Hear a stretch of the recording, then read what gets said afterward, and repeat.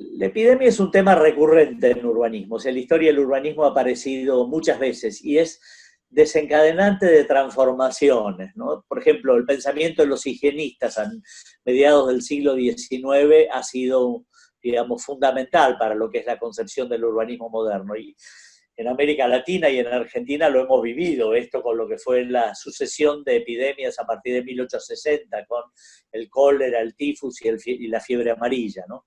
Siempre está también el tema del mapeo, ¿no? Lo que fue la contribución de John Snow con el cólera en Londres, que mientras todo el mundo estaba esperando que el contagio fuera a través del aire, el tipo descubrió, mapeando los casos, que había una canillita a la que podía identificar como responsable, digamos, de la epidemia, ¿no? Y en general ha sido un tema determinante para el estudio de las ciudades. Un cuestionamiento a las formas de densidad habitacional, es decir, parecería que la mejor manera de pasar la pandemia es en una casa con jardín y, si es posible, en la periferia de una ciudad importante, ¿no? Es decir, de hecho, las familias ricas se fueron al campo, ¿no? Es decir, desde a pasar la pandemia, digamos, en su estancia. Podemos decir que hay un cuestionamiento a los modos de vida urbanos, y esto, digamos, se lo siente muy fuerte, ¿no? Es decir, cuestionamiento a la alta densidad, el cuestionamiento al transporte público, un poco la reafirmación del interés en el automóvil como una especie de burbuja sana, digamos, donde hay un usuario protegido. Y en este sentido también el miedo del espacio público, digamos, la desconfianza al espacio público, la desconfianza a los espectáculos, a los eventos masivos, incluso a las manifestaciones, ¿no? Es decir, en Europa se señala como el gran culpable la manifestación, digamos, la movilización feminista, digamos, en España, ¿no? O un partido de fútbol en Italia. Y en esto, digamos, ha sido muy presente en estos días este discurso, ¿no? Es decir, que considera el aporte de los TICs y el funcionamiento de la globalización, digamos, como las bases, los datos, los rasgos definitivos de un imaginario social, de un modelo social diferente.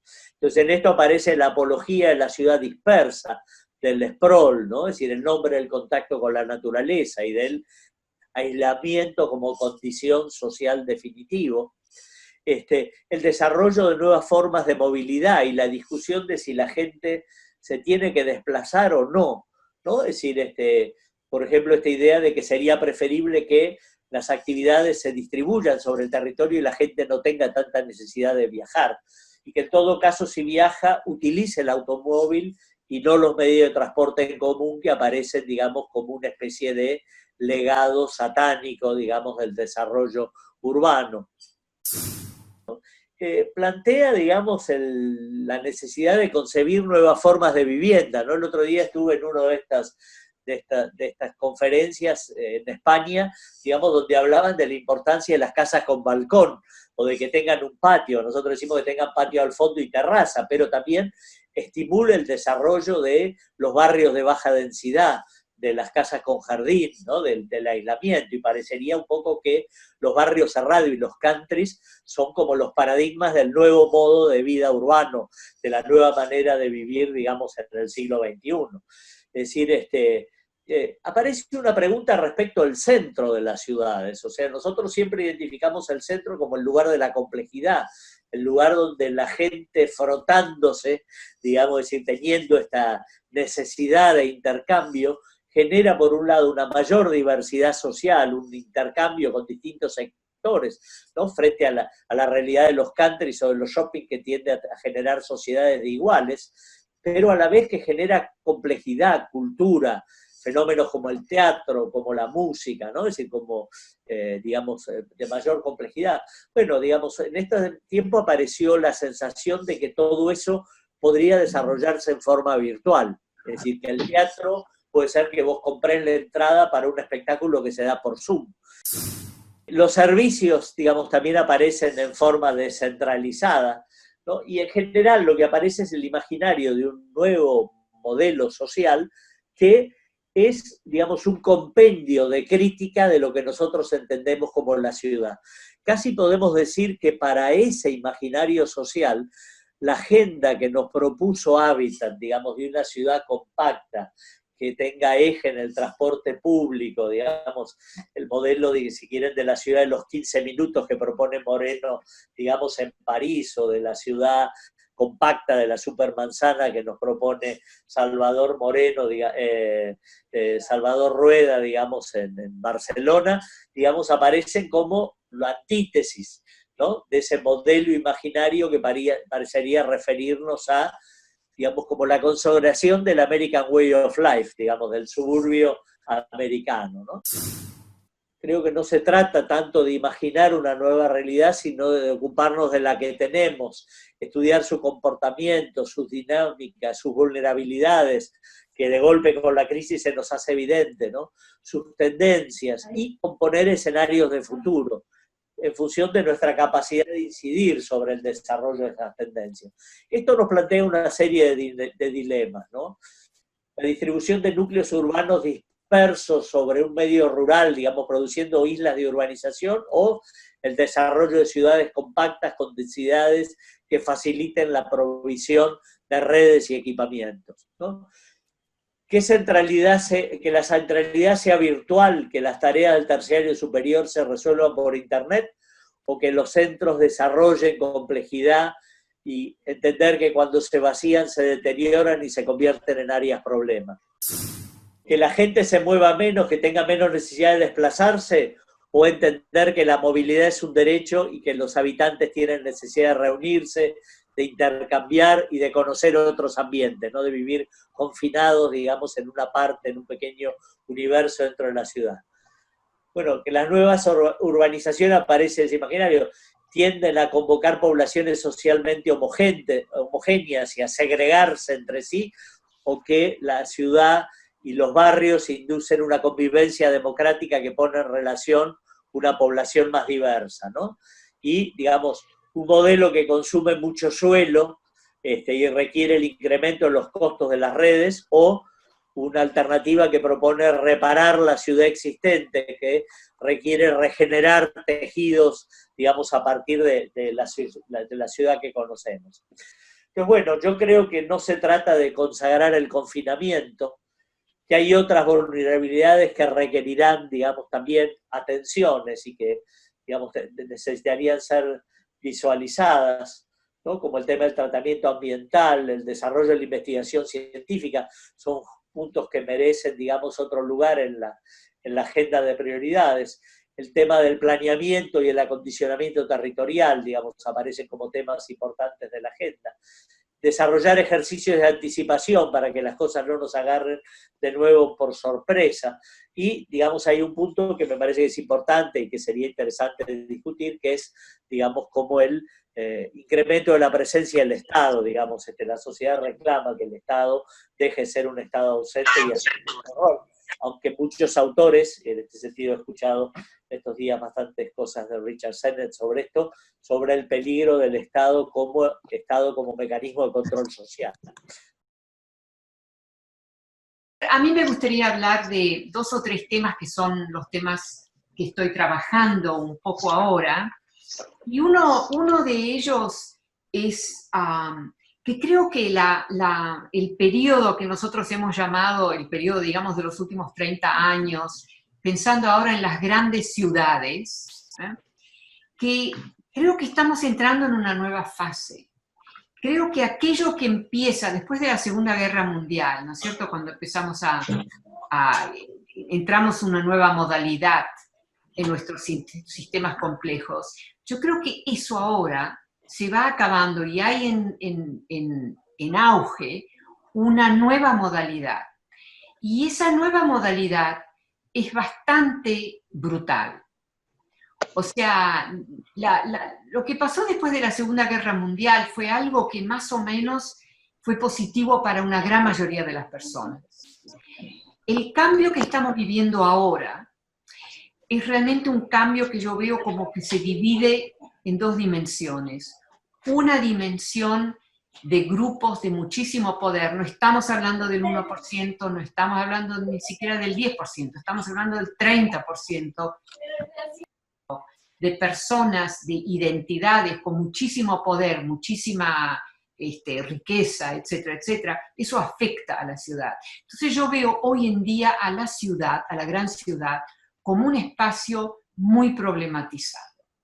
O sea, no es aquella época que hemos vivido hasta, yo diría, hasta los 1980, donde las ciudades como que estaban creciendo, eran espacios interesantes, más y más gente quería vivir en las ciudades. La gran ciudad especialmente hoy en día ha perdido mucha de su atracción, en parte porque la gente tiene que hacer viajes larguísimos, hay demasiado tráfico, etcétera, etcétera. En el caso de una ciudad como Nueva York, además tenemos agujeros donde los coches se rompen un poco, o sea, es desastrosa esa situación. Entonces, mi pregunta es, ¿cuál es la modalidad que emerge? O sea, eso no significa que desaparecen las viejas modalidades, no, ellas están ahí también. Pero ¿cuál es el factor un poco dominante que cambia, mismo si es parcialmente, cómo estamos viviendo las ciudades, viendo las ciudades y interpretando la cuestión de la ciudad? Y yo creo que ahí es donde vemos una diferencia. Entonces, ese es el contexto amplio, que es un contexto familiar, dentro del cual a mí me gustaría posicionar algunas de las tendencias que estoy estudiando ahora, que son tendencias un poco brutales, que son negativas para una gran mayoría de la gente, negativas para lo que es el significado de la ciudad. Entonces, repito, mientras que en la época que va después de la Segunda Guerra Mundial hasta los 1980, algo así, es una época donde vemos el crecimiento de una clase media, o sea, hay muchas cosas positivas, mismo si claro también hay negativas.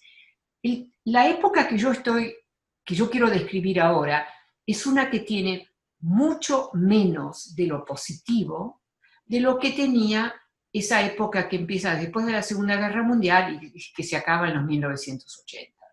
Entonces, un elemento que yo estoy trabajando muy seriamente y que no es tan fácil de entender, pero ustedes como arquitectos lo van a entender,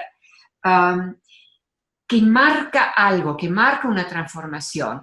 Este primer elemento que quiero hablar es el elemento más radical, digamos, más invasivo y más innovativo, porque a veces las cosas van así también, se conectan así. Entonces, eso es, y les doy un ejemplo, esto es un estudio que yo estoy haciendo con un grupo de gente, grandes edificios de vivienda, de lujo y no tan de lujo, que no funcionan hoy simplemente como vivienda, pero también funcionan con otra utility function, ¿no? O utility function se entiende con otra utilidad. Y es que el edificio, lo que nosotros vemos como... ¿Me oyen? Lo que nosotros vemos como el edificio funciona en dos modalidades. Una, el edificio. La gente vive, rompen cosas, se reconstruyen, pero la otra es que funciona simplemente como asset. Asset, eso, seguro, como un seguro, yo creo que se dice así, ¿no es cierto? El edificio funciona como edificio con sus piezas y sus cosas, etc. Pero el edificio también, más y más de esos grandes edificios, que sean para gente de bajo ingreso, repito, o de alto ingreso, en ambos casos existe una otra modalidad. Esa es una modalidad que viene del sistema financiero, que algunos de ustedes tienen que saber de lo que estoy hablando, ¿no es cierto? Entonces, el sistema financiero, que a este punto es de una inteligencia extraordinaria, innovaciones, etcétera, y que básicamente funciona a través de la matemática algorítmica, no tiene nada que ver, en otras palabras, con la cuestión de la construcción per se, ¿no? O sea, usan edificios, pero transforman todo en assets, ¿no es cierto? En valores.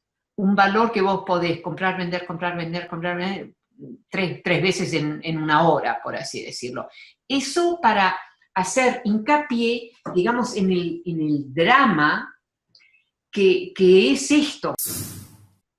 Hay una especie de un nuevo espacio entre aquellos que están manejando la cuestión de ciertos tipos de edificios, de viviendas, ciertos tipos, y lo que es la matemática algorítmica. Entonces, hay grandes financieros, no gente que está trabajando en la vivienda o algo así, financieros que se han comprado edificio tras edificio tras edificio.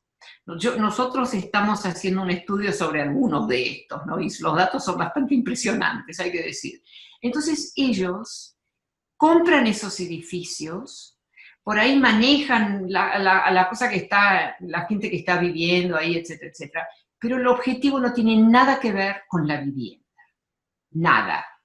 Tiene que ver con tener assets, o sea, una materialidad que pueden vender, como un asset, una cuestión muy abstracta, un asset que vos podés vender, comprar, vender, comprar, vender, comprar, muchas veces en un día. O sea que no es la típica modalidad con la cual se maneja la cuestión de la vivienda, de los edificios. La vivienda que al fin y al cabo es un elemento tan importante para la gente, cuando pasa con la vivienda, lo que está pasando ahora, se vuelve a veces realmente una cosa muy triste, es muy, muy, muy arriesgado. El caso extremo, realmente extremo, es que un gran edificio vacío genera más renta, más ganancia que un edificio ocupado. Ahora, esto es un extremo, pero esto marca una diferencia. Entonces, bueno, para mí eso significa que la ciudad tiene existe la posibilidad, por así decirlo, que vamos a ver más y más edificios grandes vacíos. Y eso, claro, no es bueno para una ciudad. Eso no lo queremos tener en una ciudad. Entonces, eso para mí es un doble negativo. Un negativo es la plusvalía, cómo se genera la plusvalía, sector extractivo, agarran, concentran. No son las viejas modalidades donde lo típico era familias que por décadas y generaciones habían manejado la cuestión de la vivienda en las ciudades. No, esto no tiene nada que ver con eso. Nada. Esa gente viene más y más expulsada de la opción, esa vieja modalidad, ¿no es cierto?, de familias donde los hijos heredaban las casas que los padres ya habían, digamos, alquilado y todo eso, ¿no es cierto? Entonces, ¿dónde nos deja esto en términos de la ciudad? O sea, eso es una cosa, ¿no es cierto?, la ciudad, o sea, que vamos a tener edificios vacíos que generan más plusvalía que un edificio ocupado, ¿no es cierto? Eso ya es un problema, y empezamos a verlo en Manhattan, lo estamos viendo en Milano, lo estamos viendo en Londres, etcétera, etcétera. ¿Qué pasa con la cuestión de la vivienda? O sea, ¿cómo nuestras ciudades van a manejar la cuestión de la vivienda? ¿No es cierto? Ahora, un sector donde la vivienda ella misma, o sea, la ocupación de casas, no solamente lo que yo describí antes, ¿no? Bueno, ¿cómo vamos a empezar a pensar en la cuestión de la vivienda si un edificio que es para la gente, digamos, para que gente vive pero que vivan ahí, cuando esos edificios, si están vacíos, van a generar más plusvalía que si están ocupados. Entonces, eso para mí es un proyecto alarmante, especialmente en el contexto que tenemos en las grandes ciudades como en Londres, en Nueva York, etc. No sé cómo está en Buenos Aires eso, donde ahora tenemos mucha gente que está viviendo en la calle. O sea, gente que son de clase media modesta por ahí. No son los viejos alcoholizados, etcétera, de una época anterior, ¿no es cierto? Esto es otra cosa. Esto es una cuestión de gente joven, gente que O sea, no son, pertenecen a una familia razonable, etcétera, etcétera, ¿no es cierto? Entonces, eso te genera un esquema, tanto a nivel de ciudad como a nivel de vivienda, para el cual nos faltan en realidad instrumentos de análisis y también instrumentos que nos puedan permitir de cambiar eso. En este momento nosotros no tenemos el poder que tienen esas grandes firmas financieras que se están comprando los grandes edificios en las grandes ciudades. O sea, eso, estoy segura que también está pasando en Argentina eso. Yo no tengo los datos, pero estoy segura que también está pasando ahí. O sea, repito que la noción es que uno de esos grandes edificios que pueden ser para la vivienda, vacío, te puede dar tanta renta o más renta que si lo tenés ocupado con gente, ¿no? Con operaciones, con gente, etcétera, etcétera. Entonces, para mí, la cuestión, ahora, este es el caso extremo que yo estoy hablando, ¿eh? Esto no es lo típico, no es lo, pero está pasando en más y más ciudades. Entonces, la cuestión para mí es cómo podemos contestar eso, contestar esa modalidad. Porque si hay actores, los actores financieros tienen instrumentos increíblemente sofisticados y complejos, como decía, es toda la matemática algorítmica eso. ¿Cómo empezamos nosotros? O sea, el ciudadano típico o la gente que está preocupada por la cuestión de la vivienda, etcétera.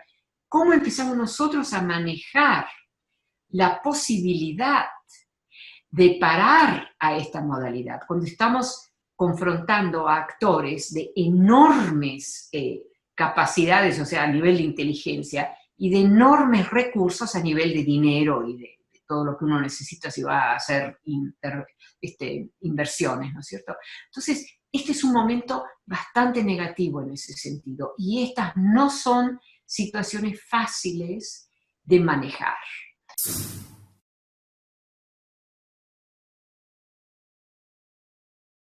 A mí lo que me importa, es mi modalidad de trabajar, es ir más allá de lo evidente, es una manera de decirlo.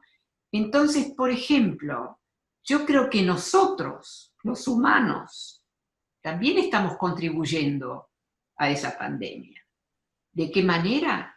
Porque hemos eliminado espacio vital, porque esos viruses necesitan toda una, bueno, en este caso, este virus, que es un virus muy agresivo, es un virus muy joven también, es muy nuevo, así que ese no se va a morir mañana.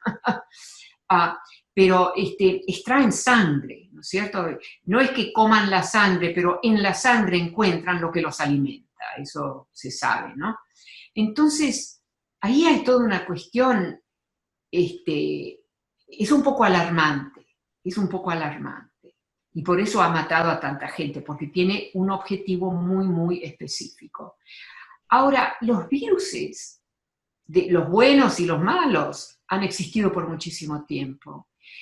La gran diferencia con hoy es que nosotros hemos acaparado tanto de lo que son las tierras, de lo que son los espacios rurales, de lo que son las aguas, que ahora vamos a tener más y más encuentros bastante directos con actores, como estos viruses, que han existido por mucho tiempo, pero que tenían más espacio operacional, por así decirlo, ¿no es cierto? Entonces ahora nosotros hemos robado el espacio operacional potencialmente para toda una serie de viruses que entonces nos los vamos a encontrar, por así decirlo, en el barrio. O sea, van a estar ahí. Eso es lo que pasó ciertamente con este virus.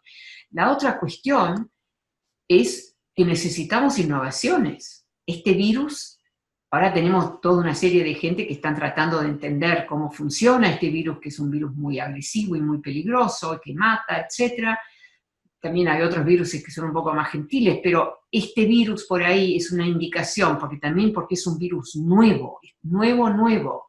Entonces, esto es una nueva modalidad que por ahí, una manera de pensarlo, es que representa la brutalidad que nosotros, los humanos, tan a menudo hemos representado cuando se trata de lo que hemos destruido, las minerías, la construcción, el cemento, bla, bla, todas esas cosas, ¿no es cierto? Entonces, una manera de pensarlo es que esta es una transformación de época. Nosotros vamos a usar la misma ropa, todo eso, etc., pero lo que estamos confrontando, que son nuestras acciones en buena parte, eso es una nueva modalidad. Y yo ahí encuentro que no tenemos el lenguaje para realmente confrontar y como que determinar qué es lo que podemos nosotros hacer, cuáles son nuestras posibles intervenciones que se van disminuyendo, se van disminuyendo. Entonces ahí yo creo que eso realmente es un factor muy, muy importante. Me inquieta un poco, digamos, la pregunta, porque, viste, vos nos hablas de una nueva realidad y, digamos, yo creo que la epidemia, digamos, es una experiencia. Y la pregunta es, digamos, si la realidad sigue siendo la misma y nosotros después de esta experiencia somos los distintos, o si la realidad cambió.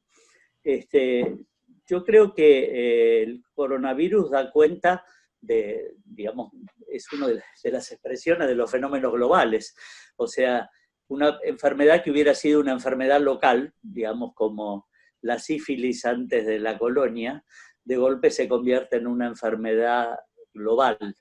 Y, digamos, la realidad es la misma. El dato nuevo es que esto que era un fenómeno local ahora aparece como fenómeno global. Subyace la lógica del mercado y tan claramente observamos en el caso del coronavirus, digamos, cómo reproduce, digamos, el comportamiento del mercado, ¿no? Es decir, tanto en sus formas de cómo se consume, también cómo se difunden los medios pobres, digamos, ¿no? Es decir, entonces eso nos plantea una cosa. Entonces, yo creo que lo que nos deja esta experiencia es que nos visibiliza un montón de cosas que nosotros habíamos naturalizado. Y en este sentido la pregunta es si el cambio de esta experiencia es transparente, o sea, si es permanente.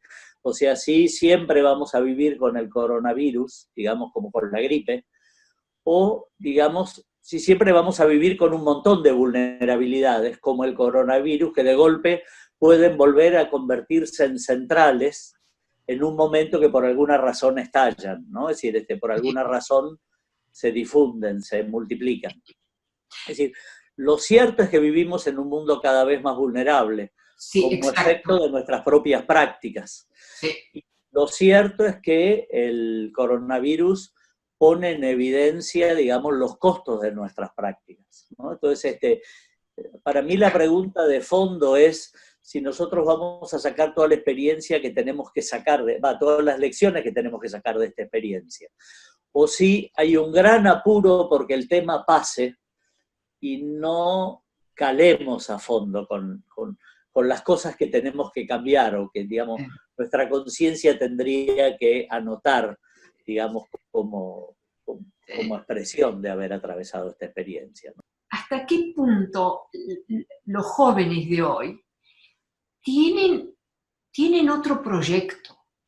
Ya la cuestión de tener un coche les interesa mucho menos que, digamos, que a los típicos jóvenes de hace 20 o 30 años. Si necesitan el coche para viajar es una cosa, pero para ir al puesto de trabajo, pero tener un coche así como un indicador de algo, eso ya basta, no les interesa para nada. Les encanta la bicicleta. No sé si vieron las últimas cosas que se hicieron sobre París, donde ahora mucha bicicleta, hay mucho menos coche. ¿Cuáles podrían ser los cambios realmente fundacionales, que realmente cambian la situación de lo que significa el cotidiano, ¿no es cierto? Lo cotidiano. ¿Cuánto cambio se puede dar en eso? Porque nosotros somos seres humanos que más o menos tenemos ciertas necesidades y eso no va a cambiar demasiado, digamos, ¿no es cierto? Pero, ¿cuánto podemos cambiar? Yo creo que eso es una cosa que no sabemos. Yo cuando me fijo en las nuevas generaciones lo veo que hay capacidad de cambiar, pero tampoco tanta, ¿no es cierto? O sea, hay límites. en ese contexto somos nosotros los rígidos y una cosa como este virus, el corona, ese es el flexible, ese es el que se puede meter en cualquier lado. ¿Hasta qué punto lo que está pasando hoy es como un espejo para nosotros de nuestras rigideces?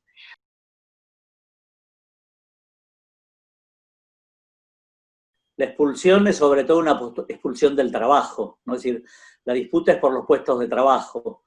Y en ese sentido, la gente que queda separada del trabajo, separada de la posibilidad de acceder a un puesto de trabajo, se desplaza por el mundo, se desplaza por los territorios, se organiza de otras maneras, organiza economías alternativas, digamos, economías informales, ilegales, digamos, para resolver de alguna manera cómo acceder a un puesto de trabajo, un servicio que le procure, digamos, la manera de reproducir su vida, ¿no? Y esto, digamos, hoy en día lo que vemos es un gigantesco despliegue territorial de esto. O sea, vimos la globalización del capital y ahora vemos la globalización de la búsqueda de un puesto de trabajo.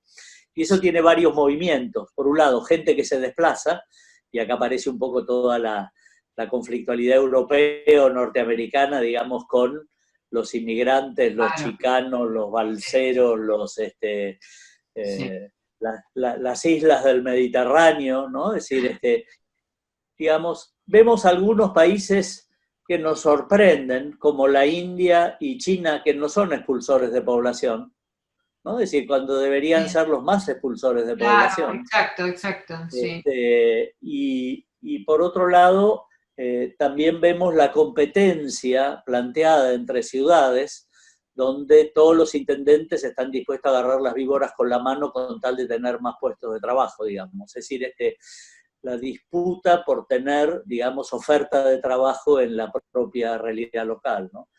Es decir, ahí es donde a mí se me presentan dudas, un poco, Saskia, con lo que planteabas recién respecto de la juventud.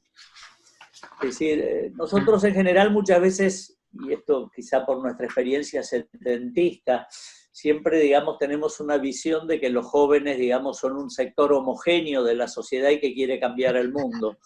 Pero, digamos, la juventud está atravesada por esta realidad de clases y más que otras, por esta dificultad para acceder a un primer empleo. Y más que otras, atravesando por el narco, por la posibilidad de la delincuencia, por los atajos, digamos, como para resolver una estrategia de sobrevida, digamos, dentro de un contexto que se le presenta cada vez más hostil. Entonces yo no tengo totalmente una identificación de los jóvenes con las TIC, aunque son tremendamente hábiles, digamos, para manejarlas incluso en realidades muy pobres, ¿no? Es decir, lo que hacen en nuestros barrios con un teléfono es maravilloso, ¿no? Es decir, porque, digamos, el universo que abre una familia que logra acceder a un teléfono bastante rutinario, Sí. bastante básico, es interesante. Durante un tiempo para nosotros fue una política importante darle una computadora a cada chico que va al colegio y lamentablemente esa política se abandonó y creo que ahora se va a retomar. Pero planteo una cuestión. What is the next step? ¿No? ¿Dónde nos lleva eso? ¿Hasta cuándo empezamos nosotros, las clases medias que estamos bien, cuándo vamos nosotros a empezar a sentir que ya no tenemos acceso a esto, ya no a lo otro? Yo creo que nosotros las clases medias así que vivimos bien, estamos viviendo en una temporalidad que tiene la posibilidad de acabarse con una cosa brutal, que de pronto la electricidad nos falla, que de pronto el agua está contaminada, o sea, cosas realmente dramáticas, ¿no es cierto? Esa es una pregunta que yo me hago. Yo no tengo los datos para confirmar nada de eso, pero lo que sí tenemos son los datos que muestran la extensión de destrucción y eliminación, ¿no es cierto?, de toda una serie de elementos que juntos han permitido que tengamos este planeta que hemos tenido y que ahora lo estamos matando, empezamos a matarlo ya hace bastante, desde que aparecimos, ¿no? Pero pero de todos modos es dramático lo que está pasando, es absolutamente dramático lo que está pasando. Entonces, ¿cómo vamos a de pronto tener una caída que así que nos agarra de una manera que no estábamos listos? ¿O va a ser simplemente una cosa así muy suavecita, como ha sido un poco en las últimas décadas, que se va eliminando esto, ya no tenemos eso, ese agua ya no se puede, y muy lentamente? Pero es bien posible que a un cierto punto eso sea una caída radical, y nosotros no estamos listos para eso, porque saben que vamos a tener enfermedades que no las vamos a poder controlar, que nos van a visitar. Esta es para mí también la noción de este virus, ¿no es cierto? Este virus vino a decirnos hola. Nosotros existimos también en la cara y tenemos tantos muertos, ¿no es cierto? Es una cosa bastante trágica esto. Entonces, ¿cuál es la segunda avalancha, digamos? Y yo creo que eso va a tener que ver con la eliminación, que ya en barrios pobres lo están viviendo, en clases medias modestas lo están viviendo, eliminación de otros elementos que los tomamos así, pero claro que va a haber agua, claro que va a haber esto. ¿No? Hay toda una serie de problemáticas que yo realmente, yo no sé cómo se van a desarrollar, pero existe a un extremo la posibilidad de toda una serie de rupturas, que son rupturas parciales, como ya no tenemos arena, ¿no?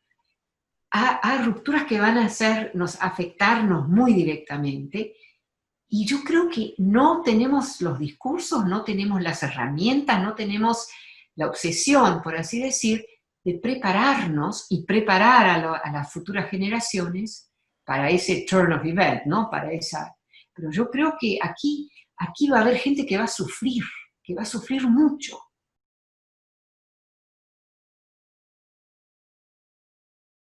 Si uno lo mira en términos teóricos, digamos, uno podría decir qué lindo sería, ¿no? Que, digamos, que la población estuviera distribuida homogéneamente sobre el territorio.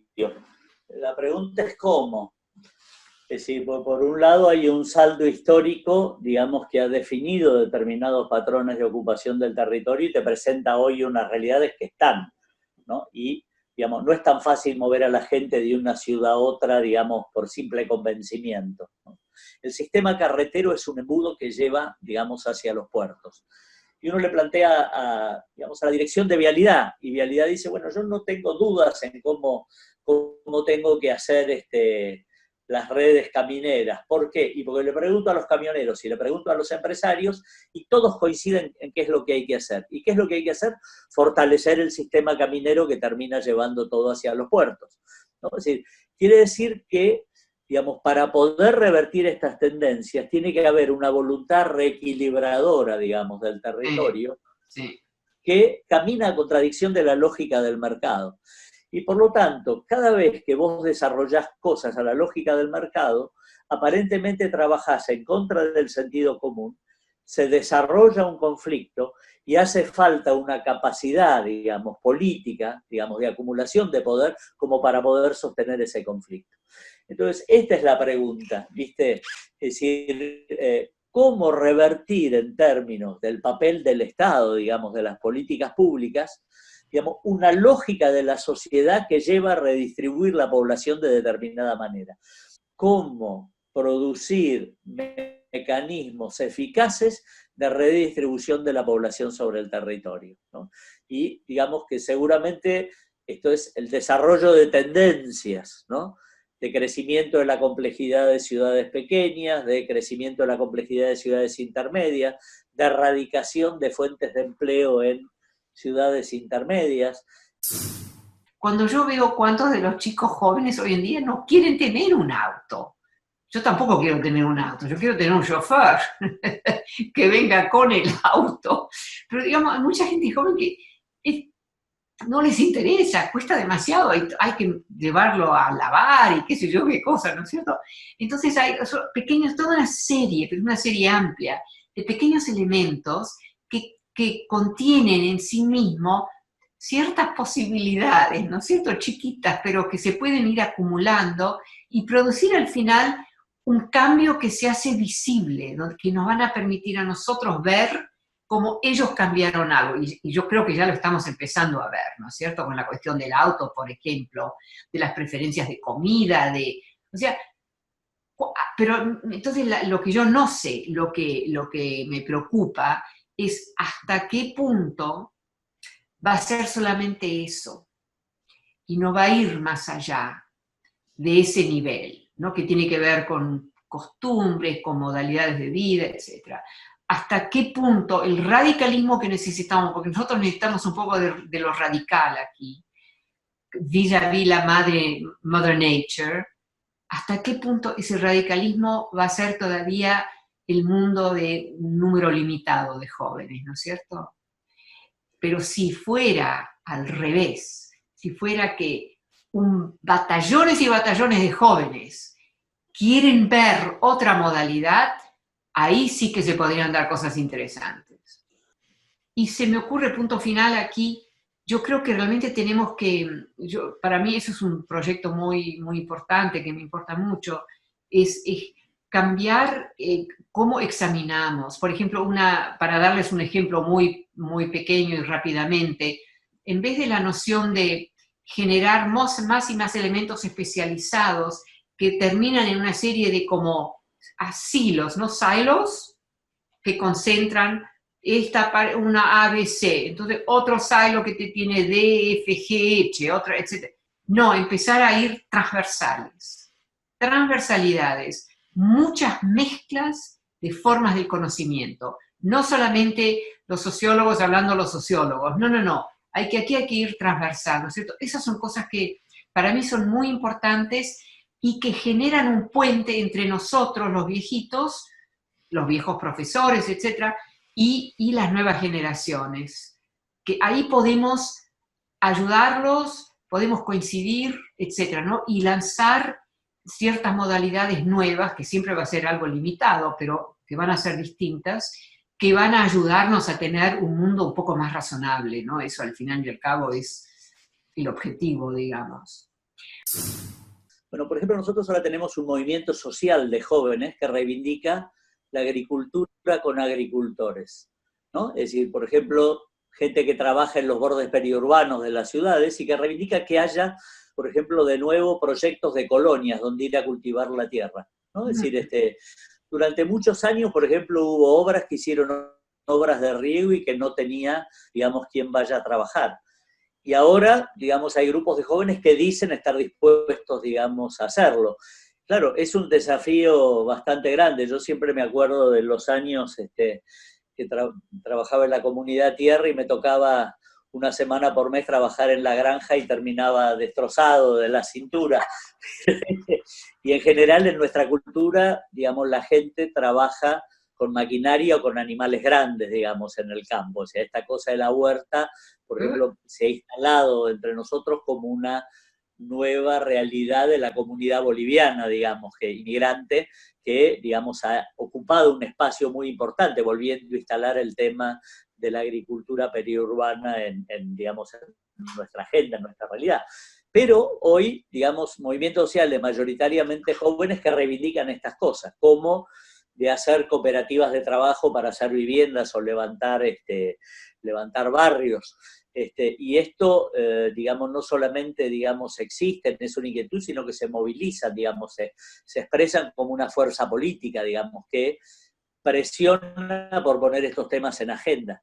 Y en general, digamos, encuadrando a sectores pobres de la población, sectores carenciados. O sea que esto yo creo que es un dato alentador, digamos, en el sentido de las cosas que busca Sacia, y que yo creo que en nuestra, digamos, en nuestra realidad, en este caldo de cultivo que ha sido América Latina durante estos años y que tiene vocación de seguirlo siendo, digamos, esta realidad aparece, digamos, como rasgos fuertes. Y en esto, digamos, a mí me aparece una cuestión, digamos, con los arquitectos. Es decir, yo me acuerdo cuando era secretario de Vivienda en la provincia que empezó a aparecer el Mejor Vivir, ¿no? Y digamos, como plan de vivienda. Y entonces aparecía el plan federal que reproducía la vieja tradición de conjuntos habitacionales, ya no de 5.000 casas, sino de 40, 50 casas. Pero el mejor vivir suponía una intervención en las casas que ya están a medio construir, en las que tienen problemas, que son 2/3 del déficit, ¿no? Es decir, nosotros en Argentina tenemos 1 millón de 3 millones de viviendas de déficit. 1 millón necesitaría una vivienda nueva y 2 millones necesitarían una intervención sobre las viviendas existentes. Y yo me acuerdo, digamos, que en algún momento hablamos con los arquitectos y les planteamos, digamos, que a lo mejor haría falta, digamos, tener una dimensión de la profesión que acompañe, digamos, esta posibilidad de obras menores, digamos, ¿no? Que son como la remodelación de una casa donde hay una familia viviendo adentro. Y, digamos, claro, en el momento me dijeron, bueno, ustedes nos proponen ser arquitectos de pie descalzo. Y yo creo, digamos, que esa primera cuestión está presente, digamos, sigue estando válida. Es decir, si los arquitectos estamos dispuestos o no a ser arquitectos de pie descalzo, ¿no? Como nuestro amigo Cedrón, ¿no? Es decir, en su momento, digamos que se comprometía con esto. Ahora, ahí hay digamos, una segunda dimensión que se abre.